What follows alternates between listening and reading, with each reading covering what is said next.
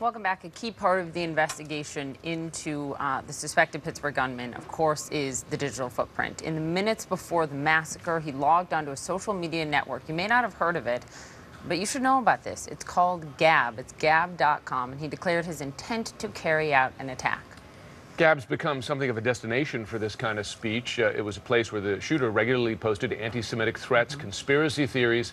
The site now says that it has been taken down by hosting providers following the shooting. It blames a smear campaign by the mainstream media. Joining us now, CNN business chief media correspondent Brian Stelter. A smear campaign blaming the mainstream media. It's a familiar line of attack. Yeah, yes, it is. And we see some of this take root on these social platforms. You're pointing out that GAB is sort of an alternative to Twitter. It's sort of a free speech utopia. That's what they claim. But in reality, it is a favorite website of hate groups and bigots. It's relatively small, but that doesn't mean it doesn't have any power. Hateful people, anti-Semites, are able to meet on this website, communicate with each other, and get even angrier. And what we are seeing in this country is radicalization, whether it's on GAB or other social networks. Hateful people are able to exist on the internet in these dark corners, get even angrier, get even more radicalized, and then some of them do crazy things. In the case of this suspect in Pittsburgh, we can see from his social media footprint that anti-Semitism, hatred of Jews, is the root of his evil. But he also hated immigrants. He was being radicalized apparently by what he was hearing and reading and seeing on right-wing media. For the past few weeks, there's been so much coverage of the migrant caravan in Central America, these people coming from Guatemala and Honduras.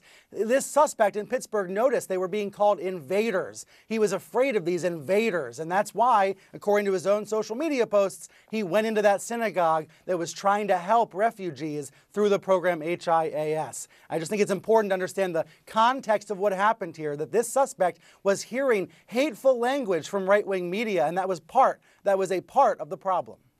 And joining us in just a minute is going to be the president and CEO of that group, Brian Stelter. Again, as you note, and people should read your reporting on this, just shutting down one site like GAB going offline for a period of days is not going to end this, right? This is much bigger it's a because game that of hate whack-a-mole. just moves elsewhere. Well, exactly. Right, it's the world's worst game of whack-a-mole. But GAB is experiencing the consequences of the marketplace. Market forces are working in this case. GAB has been taken offline because PayPal cut its ties with them. Web hosting services cut ties with them. So here's what GAB is saying this morning. They are portraying themselves as the victim, of course, saying that the website is under attack.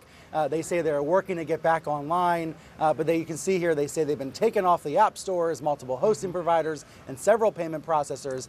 They claim they will continue to fight for the fundamental human right to speak freely. But in reality, again, this site is a favorite of bigots and hate groups. And we saw in this one case in Pittsburgh, this site was a home for this hateful man. Okay, Brian, thank you for being there. Keep us posted.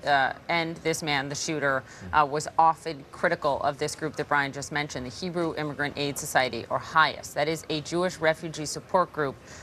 Well, he posted a lot of hate against it online. And joining us now is the president and CEO, Mark Hetfield, of the group. Thank you for being here. Thank you. Some of what he wrote on GAB, that your organization's overall efforts are sugar-coated evil. And you have said there is too much space for hate in this country, and that you, as an organization, had received verbal attacks on social media for quite some time. But did you think it would result in physical violence like this? No, we never thought it would end like this. The fact is that much of what the shooter posted echo comments by the president and some of his supporters about the threat from this coming, these invaders, et cetera. Even that word that some of the president's supporters have used, or one of the words that he used. But overall, bigger picture, portraying this as sort of a, the rabble, these threats approaching the country in numbers. In your view, does the president share responsibility, some responsibility for portraying the caravan in this way? Everyone has responsibility to fight hate speech, but we have to start through leadership at the top.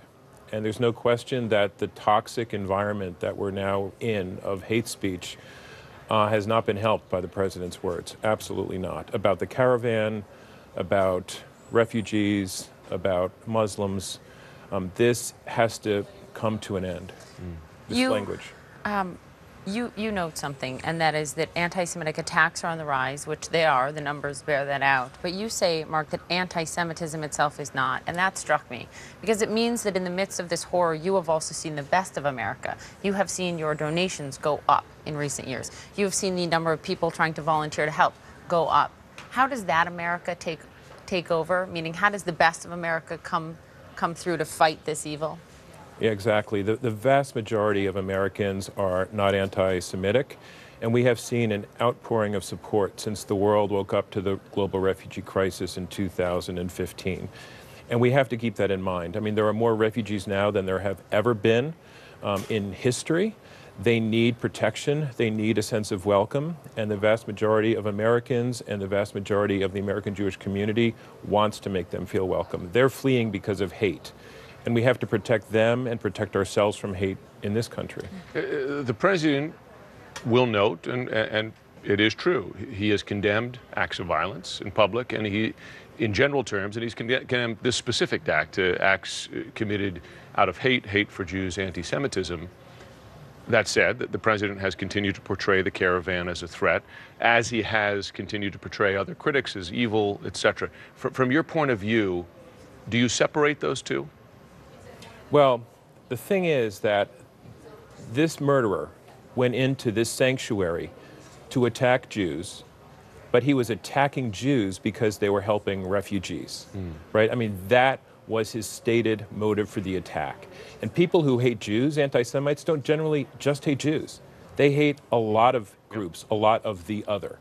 And that's exactly what happened here. And frankly, what troubles me about the president's remarks after this attack is that, yes, he condemned anti-Semitism as he should have, but he did not say one word, at least not that I've heard, about refugees and about how they were implicated in the attack and how they need protection. And this synagogue and the Jews in this congregation and the Jews that support Hias, that's exactly what we're about. We're about protecting refugees as Jews because we were once refugees. Yep. You've also noted that this is not just a uniquely American problem. They're concerned globally at what we're seeing. Right. This is not an American phenomenon. This is a global phenomenon of hate, of tribalism, of nativism that's on the rise all over the world.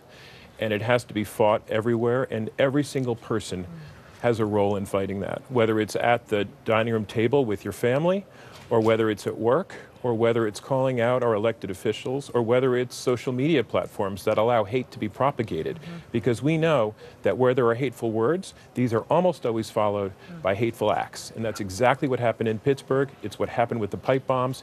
It's what we're going to keep happening until we demonstrate a willingness to stand up to hate. America's better than that. Definitely. Thank you. Thank you. being Mark Hatfield, thank you for coming Thank on, you. and thanks for what Yeah. you do.